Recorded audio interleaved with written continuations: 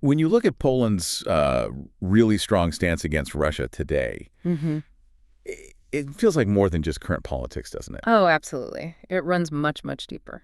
So in this deep dive, we're going to explore that. We're looking into well, the deep historical roots that have forged this powerful, long-lasting anti-Russian feeling. We've got some great historical analyses to guide us. Exactly. And what's really striking is just how far back this goes, the sheer depth of it all.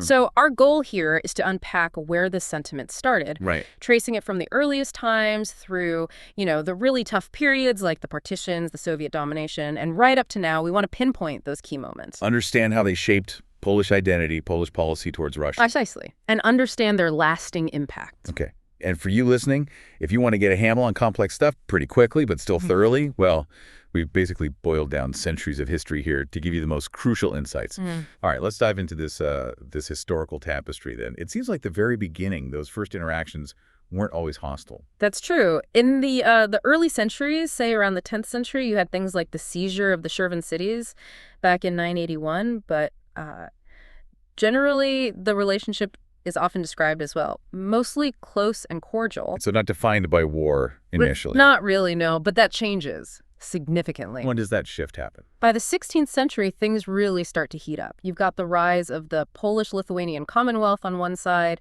and the Grand Duchy of Moscow on the other. Two growing powers. Exactly, and they start competing, vying for influence, for territory across Eastern Europe. Think about the Livonian War, for instance, fighting over the Baltic coast. It was about dominance. More than just land grabs. Definitely. And then a really pivotal moment, the sources really stress this, is the Polish-Muscovite War in the early 1600s. The one where Polish forces actually occupied Moscow? That's the one. 1605 to 1618, Poland in Moscow. It's quite something to picture. How did that play out long term? I mean, the memory of that. Well, that's key. For Poland, maybe it felt like a high point, a moment of strength. But for Russia, for the emerging Russian state, it likely created this deep-seated resentment. A score to settle, maybe. You could say that. It certainly planted seeds for that long-term rivalry we see. Right. Then, fast forward to the 18th century, and things take a really drastic turn for Poland. The partitions. Yeah, it's almost unbelievable. A country just vanishing from the map. It really makes you think, doesn't it? About sovereignty, about interference, the internal political chaos in the Polish-Lithuanian Commonwealth at the time. It basically opened the door. For Russia to step in. At will. Politically, militarily. And that led directly to the three partitions of Poland, 1772, 1793, and then 1795. Wiped out. Poland gone as an independent nation for, what, over 100 years? Over a century, yes. And Russia took the biggest piece of the territory, about 463,000 square kilometers. Wow. How did Russia even justify that? What was the narrative? Well, the official line, the Russian narrative, was that Poland was an anarchic, dangerous country, that its culture, its politics were flawed, needed managing. So civilizing mission rhetoric. Pretty much, yeah. The ideological cover for colonial expansion. And the way they went about it was, well, brutal. Yeah, the details are stark. Suppressing the Polish language, burning books, destroying Catholic churches, even killing priests. It sounds like a deliberate attempt at cultural destruction. It absolutely was. And then you have horrific events like the massacre in Warsaw's Praga district in 1794. Up to 20,000 civilians killed, the sources say. Yes, just chilling. And this term emerged, Polkursht. It literally means the devouring of Poles. Devouring of Poles. That says it all, really. It really does. It encapsulates that systematic effort to just extinguish Polish identity. So the partitions. They hammered home this belief deep down that Russia wasn't just an adversary, but an existential threat. Capable of wiping Poland out completely. Statehood, culture, everything. Exactly. And that feeling, that deep sense of threat, must have fueled the resistance later on. Like the 19th century uprisings, the November uprising, the January uprising. Precisely. Desperate attempts to regain independence. And the Russian response, just incredibly harsh. Mass repression, deportations.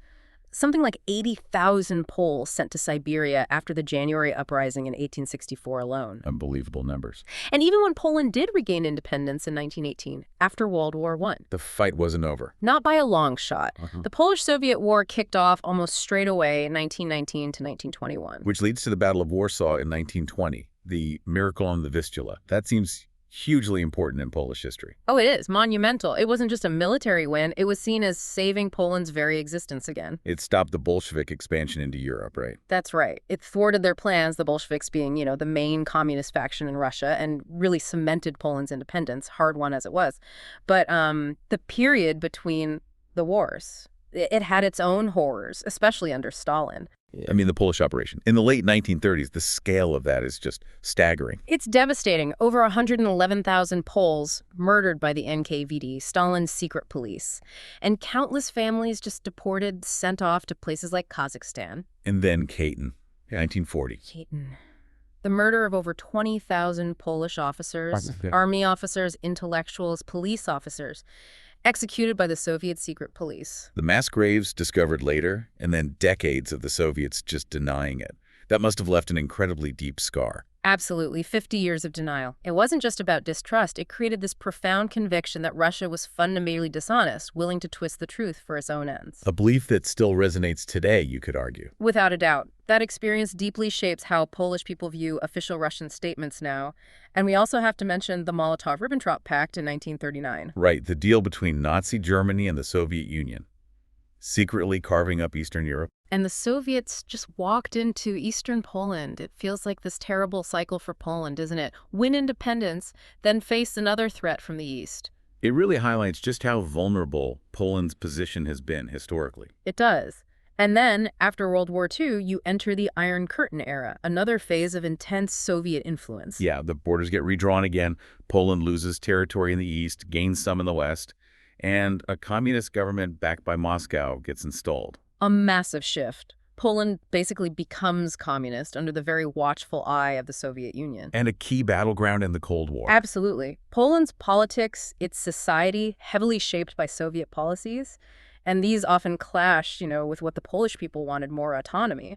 How did the Soviets maintain control? Through familiar tactics, unfortunately. Political purges, mass surveillance, the secret police. These were the tools used. Yet Poland always seemed to push back somehow. It was seen as the most troublesome Soviet satellite, wasn't it? It definitely was. There was this persistent resistance, uprisings. Think about Solidarity in 1980, the strikes at the Gdansk shipyard. Led by Lech Walesa. Yes. That movement grew so powerful, it actually forced the communist government to negotiate. It shows that desire for self-determination never went away. And the Warsaw Pact. It was presented as defense, but it was also about control, right? Exactly. It was a tool for maintaining Soviet dominance. The threat of intervention was always there. Look at Hungary and Poland in '56, Czechoslovakia in '68.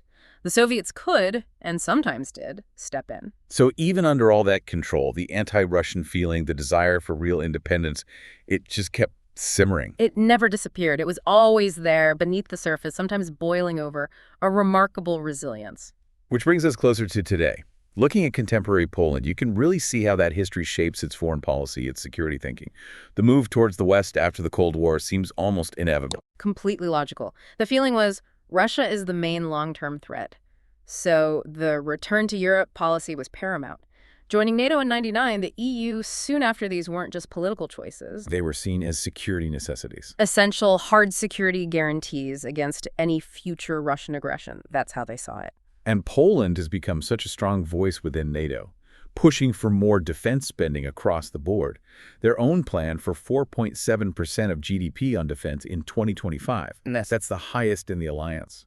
It's a very clear signal, a strategy aimed squarely at deterring Russia, not just for Poland itself, but also supporting countries like Ukraine, which they see as a crucial buffer zone. Right. And a link to that is energy. Yeah. Poland's really pushed for energy independence from Russia. Recognizing that being dependent on Russian gas was a major strategic weakness, so they invested heavily in alternatives. The LNG terminal, the Baltic pipeline connecting to Norway. Diversifying away. Exactly. And by 2025, they'd pretty much phased out Russian oil and gas imports entirely, which is, well, quite a statement. It shows it was possible, politically and technically. It does. And it also allowed them to help Ukraine, ensuring gas could still transit to Kyiv. Which leads us to Poland's support for Ukraine more broadly. Which has been incredibly strong, especially since the full invasion in 2022, but even going back to Crimea in 2014. Absolutely unwavering. They were among the very first to send serious, heavy weapons, tanks, artillery, even fighter jets like MiGs, plus training, massive humanitarian aid. President Duda said Poland's security is tied to Ukraine's security. That sums it up. Perfectly. And diplomatically, Poland's been relentless. Constant condemnation of Russia, pushing for tough sanctions, calling for Russia to be kicked out of international bodies. Expelling diplomats, closing consulates. Yes, and accusing Russia of sabotage, cyber attacks, trying to interfere in elections. There's a strong belief that Russia is waging a kind of hybrid war against Poland. And by hybrid war, you mean? It's using a mix of tactics, not just military, but disinformation, cyber attacks, economic pressure, maybe backing disruptive groups, all designed to weaken and destabilize without a full-on conflict. Okay. Now, how does all this history and policy play out in terms of, like, everyday Polish people, public opinion? Well, that collective memory we've been talking about, it's incredibly powerful in shaping public attitudes, overwhelmingly anti-Russia. There was that poll in 2022. Yes, showing only 2% of Poles viewed Russia positively. Just 2%. It was the lowest figure globally at the time. So there's this broad societal agreement backing the government's tough line. And that outpouring of support for Ukrainian refugees in 2022 was amazing. Millions of Poles just opened their homes. It was extraordinary, driven by ordinary people, this sense of solidarity, maybe seeing Ukrainians as cultural kin facing a familiar aggressor. Over 11 million crossed the border, about 1 million stayed long term. But we have seen some recent reports about, well, rising anti-Ukrainian sentiment. Yes, that's a worrying trend. It seems often fueled by disinformation, sometimes amplified by political rhetoric during elections. Narratives about refugees taking jobs or resources. Things like that, yeah. False narratives about Ukrainians being ungrateful or somehow responsible for the war or stealing money. It's gained some traction, unfortunately. But crucially, this doesn't mean people are becoming pro-Russian. No, absolutely not. That's a vital distinction. The anti-Russian sentiment remains incredibly strong. I think the latest polls show something like 67% of Poles think EU sanctions on Russia should actually be increased. Okay, so how does Poland's view compare to, say, other countries in Eastern Europe? Are they unique? They stand out. While many neighbors, like the Baltic states or the Czech Republic, also have very negative views based on their own histories with Russia or the Soviet Union, Poland's stance is often seen as exceptionally unified, exceptionally unwavering. Because of that repeated experience of being wiped out. That seems to be the key factor, yes. That deep historical trauma of losing statehood multiple times. You compare that to, say, Slovakia or Hungary, where the relationship with Russia is perhaps more complex, more nuanced. Poland feels the threat most acutely, around 90% in some polls. And this feeling isn't just in politics or polls, it's woven into the culture too, right? Deeply. Polish culture has always been a space for expressing this sentiment, for affirming national identity, especially when the state couldn't. You mean things like literature, art? Exactly. Think back to the great romantic poets Mickiewicz, Słowacki, writing in exile after the uprisings in the 1830s. Think of Jan Matejko's huge historical paintings depicting moments of resistance or tragedy, like Rejtan. A painting showing a Polish nobleman trying to prevent the first partition. Precisely. Or even literature that doesn't see a kind of subtle resistance during occupation periods. And powerful protest songs like Rhoda, early in the 20th century, or Murray, which became an anthem for solidarity. Still relevant today.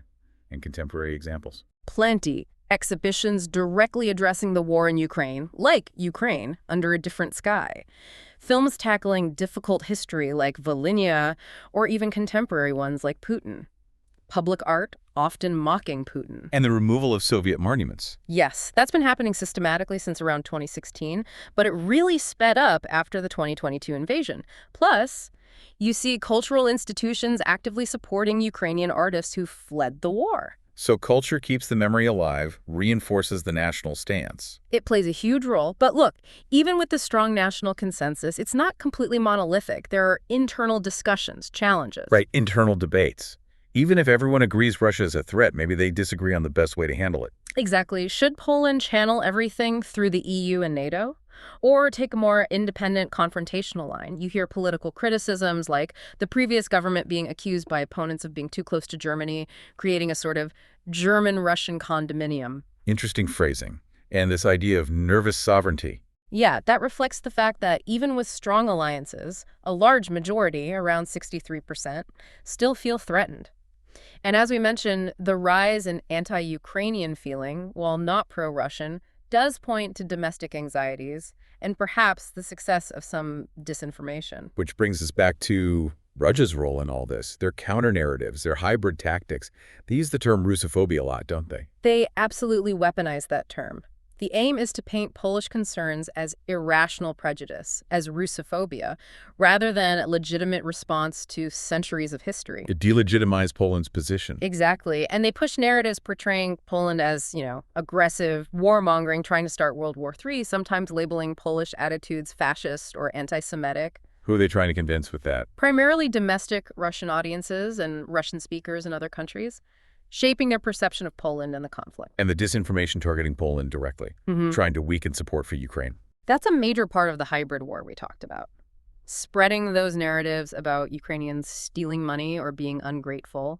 There have been documented cases of foreign-funded online ads during elections, warnings from Polish security services about unprecedented levels of Russian interference. And actual physical attacks or sabotage. There have been accusations, yes, targeting critical infrastructure, water systems, power grids, and specific incidents like that big fire at a shopping center in Warsaw in May 2024. Polish officials accused Russian intelligence of orchestrating acts like that, detaining suspects. So, a concerted campaign to destabilize things. That's the claim, part of a broader Kremlin effort across the region. Okay, so if we pull all this together, the main takeaway seems clear. Poland's anti-Russian sentiment isn't just a reaction to Putin or the current war. It's incredibly deep-rooted. Fundamentally rooted in that long, often really brutal history of conflict, partitions, domination. It's become really a core part of Polish national identity and policy. You see this consistent pattern. Russian expansionism, imperial ambitions, solidifying Poland's view of Russia as an existential threat over and over again. Exactly, and that history directly fuels what we see today. The strong foreign policy, the public opinion, the cultural expressions, they're all linked back. And yes, there are nuances, internal debates, the challenge of Russian disinformation and hybrid war. Yeah. But they don't really change that fundamental stance. No, they operate within that context. The core anti-Russian position remains the defining feature. Which leaves us with a final thought, perhaps, for you listening. Yeah, think about how this incredibly deep historical context shapes everything happening now. The geopolitics of Eastern Europe, the war in Ukraine. What does this centuries-long story tell us about the future?